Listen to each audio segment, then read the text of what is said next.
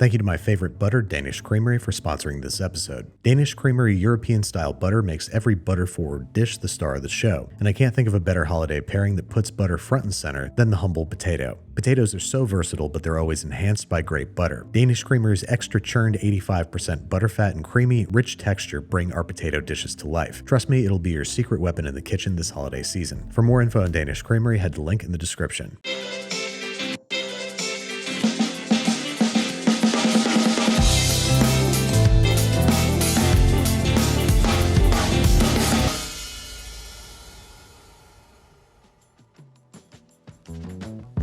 Alright, so there are obviously many kinds of potatoes, but today we're going to be primarily concerning ourselves with two. The russet, a starchy, fluffy American classic, a great all-around performer that oxidizes quickly and can't be overworked. And the Yukon Gold, a waxy yellow potato, best for denser, creamier potato applications. But first, let's focus on the russet. I got 5 big ones thoroughly scrubbed and gesturally dried that I'm going to use to make a classic gratin, but one with a Mormon twist. You heard me. First, we're going to peel these guys, and then we're going to slice them about a 1/16 of an inch thick on a mandolin. You can do this by hand, it's just a big old pain in the ass. You'll also notice that I'm slicing them directly into a vat of water. This is both going to wash off excess starch and prevent the potatoes from oxidizing. And the potatoes can be stored in that water in the fridge for up to 24 hours. Other prep work we got to do: shred 8 ounces of Gruyere cheese. You could also use a cheddar of medium sharpness. Taste a little bit to make sure it's good. Crush and peel 3 large cloves of garlic, and we're going to pick about a tablespoon and a half's worth of fresh thyme leaves, roughly chopping so we're not picking them out of our teeth. And now for the Mormon twist. I'm going to borrow a couple elements from funeral potatoes. The first of which, cream of chicken soup. Not only is it going to add richness and flavor, it's got a ton of stabilizers and emulsifiers that will hopefully keep our sauce from breaking too much. 1 cup each cream of chicken soup and heavy cream. Combine in a large bowl and whisk together to start building our sauce. I'm going to add our chopped thyme, our 3 cloves of garlic crushed by virtue of a garlic crusher,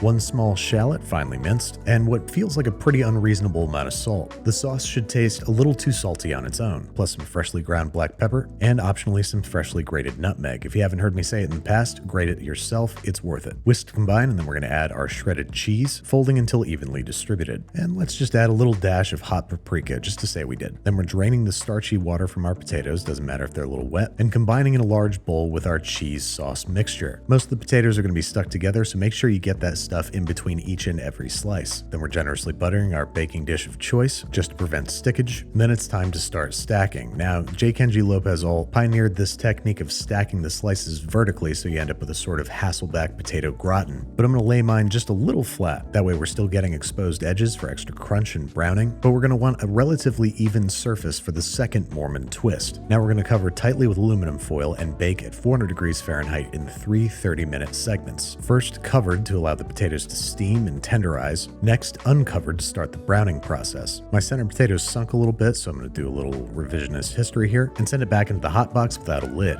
By the way, you're going to want your oven rack in the middle position. While that bakes, it's time for the second famous aspect of funeral potatoes, a crunchy cornflake topping. So I got about 2 cups worth of cornflakes that I'm going to process in a food processor until they're nice fine crumbs that still have a little bit of texture, and to those I'm going to add 3 tablespoons of melted butter. Mixing to combine, and once cooled, grating in 2 ounces of Parmesan cheese. This should add a wonderful salty layer of crunch to our potatoes. Speaking of which, don't forget to season with salt and freshly ground black pepper. It's always good to layer seasoning. And after its second stint in the oven, the potatoes are just starting to brown. The perfect time to top with our cornflake mixture. Once again, use way more than you think you need. A lot of these guys are going to be sacrificed to the bubbling sauce below. Back in the oven for another 30 minutes, and out comes funeral potato gratin. Now, I'm not super happy with the way the cornflake topping looks, but if you just stack your potatoes horizontally, maybe top a little bit of extra cheese, you won't have this problem. Potatoes of almost any kind respond well to parsley and or chives, so sprinkle some on and serve. And there you have it, a bold and flavorful classic with some Salt Lake City sensibilities. Definitely the most labor intensive of the trio we're making today, but the smells in your kitchen alone are worth the effort. So that's the crunchier, cheesier potato paradigm covered. What about the creamier, dreamier side of things? For that, we turn to the classic potatoes robuchon, or more accurately, Anthony Bourdain's take on potatoes robuchon. Basically mashed potatoes with a critical mass of butter. As you can see, I got about 2 pounds pounds of Yukon Golds, which I'm going to peel and cut into 1.5 to 2 inch pieces, sending straight into the sauce pot and covering with several inches of cold water, which I'm going to liberally season with kosher salt, bring to a simmer over high heat, and my little secret ingredient, 1 crushed clove of garlic. Adding it now means it's going to get cooked and worked directly into the potatoes. 15 to 20 minutes later, we want the potatoes completely tender but not falling apart, showing little to no resistance when poked. Go ahead and drain these off and bring the hot pot straight back to the stove, along with the steaming tubers, which we're going to rice for an extra smooth consistency. If you want to go extra French style, you can also pass them through a fine mesh tamis, but just ricing is still going to be delicious. Now we're going to cook these over medium heat for about 2 minutes, stirring relatively constantly. By the end, the potatoes should just be starting to stick to the bottom of the pot. Then we're adding the butter, a lot of butter. Cold and cubed, all told we're adding 1.5 cups, 1/4 at a time, stirring until completely incorporated before adding the next. You're going to get your bicep workout today. It's like the risotto of potatoes. Once all the butter is added and incorporated, I'm going to loosen up the texture and add a bit more richness with about 1/4 cup of heavy cream, and then hit it with pinch after pinch of kosher salt. But remember, hot foods like these taste saltier than once they've cooled off a little bit. You can't take it back, and you can always add more. And there you have it, mashed potatoes that are almost 40% butter. In other words, really, really tasty mashed potatoes. Garnish with chives, a little extra salt, and get ready for the richest potato experience of your life. So that's crunchy and cheesy and then creamy and dreamy. What about crunchy and creamy?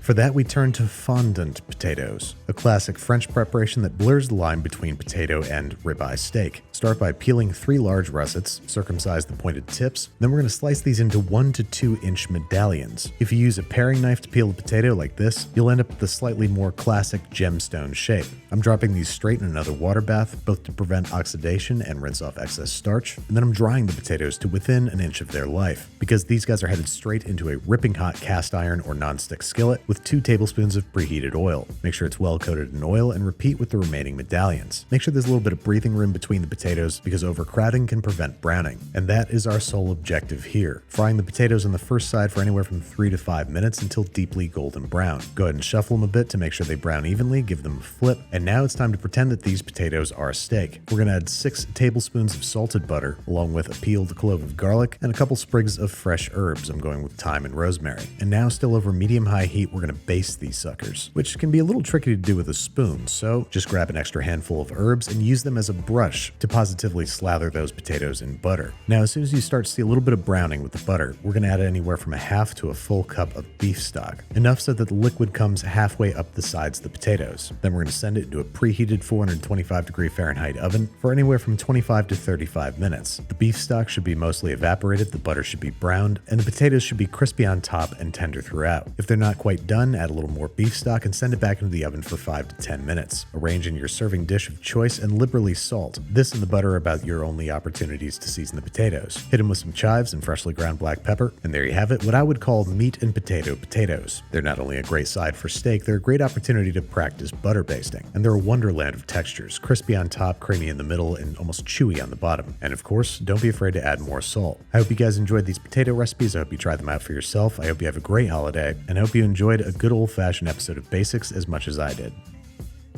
Thank you again to Danish Creamery for sponsoring today's episode. Danish Creamery is an award-winning European-style butter, truly a best of both worlds blend of Danish heritage and American innovation. Danish Creamery has been inspired by century-old European methods, resulting in fresh, quality butter made in America. The butter is extra churned with 85% butterfat, giving it a richer taste and texture. That's what makes it such a prized ingredient in any kitchen. For more info on Danish Creamery, head to the link in the description.